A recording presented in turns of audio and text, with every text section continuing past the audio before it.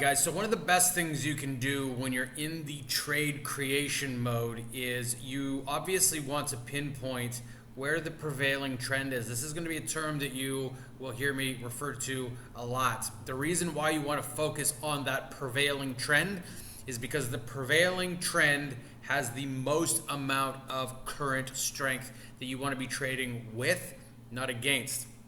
The prevailing trend has the most amount of strength that you want to be trading with. So you always want to take a really good look at what the prevailing trend is. Now, if you're a day trader, your time frame in which you want to be looking at the prevailing trend is going to be relatively tight. If you're an investor, it's going to be relatively wide.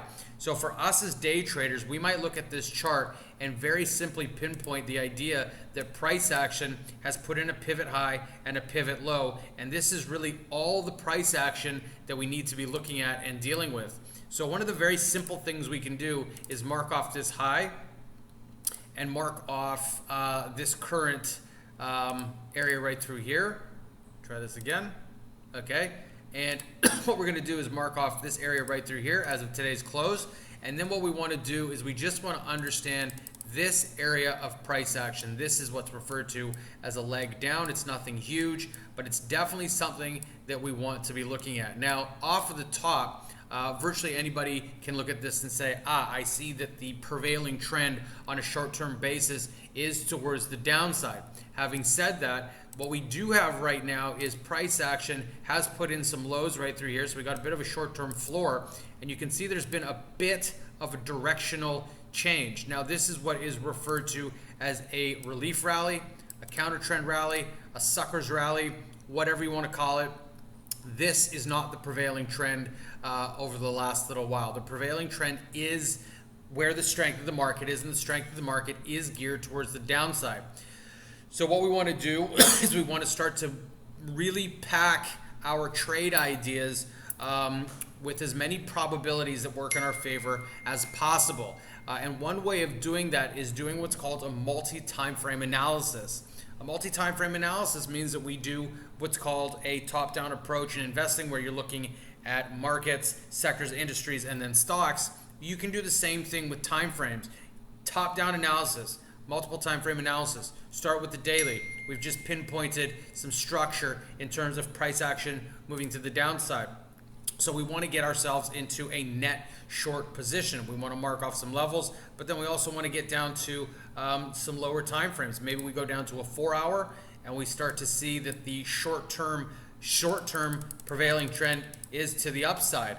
But we understand that the long-term prevailing trend, leg down, is to the downside. And so these rallies are really our potential opportunities to get short and position into a short trade.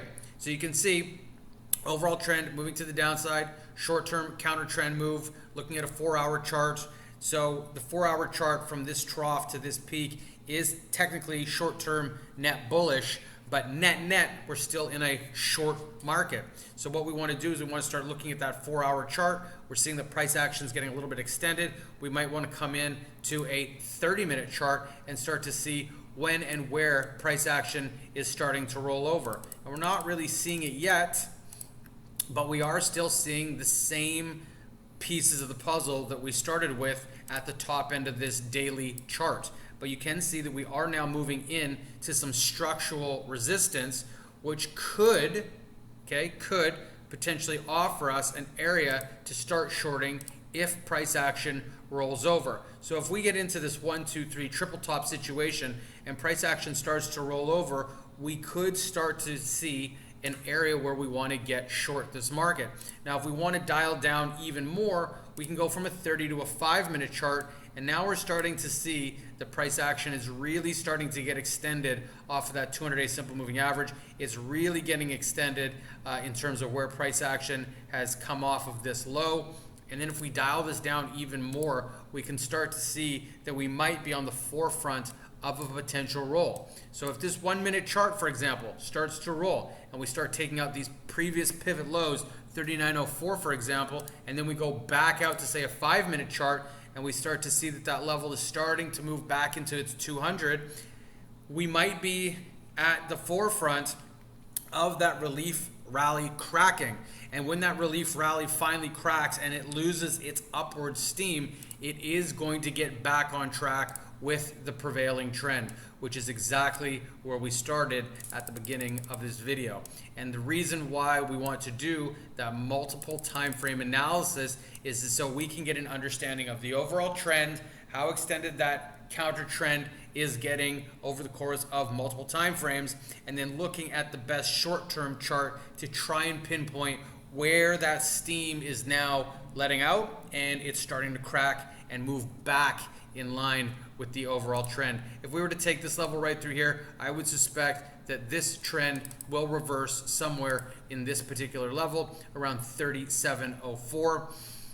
And right now we might get a little bit more of a relief rally, maybe even as high as the 200-day simple moving average. Having said that, I never know. I just wait for the charts to give me the information that they want to give me, and then I react accordingly.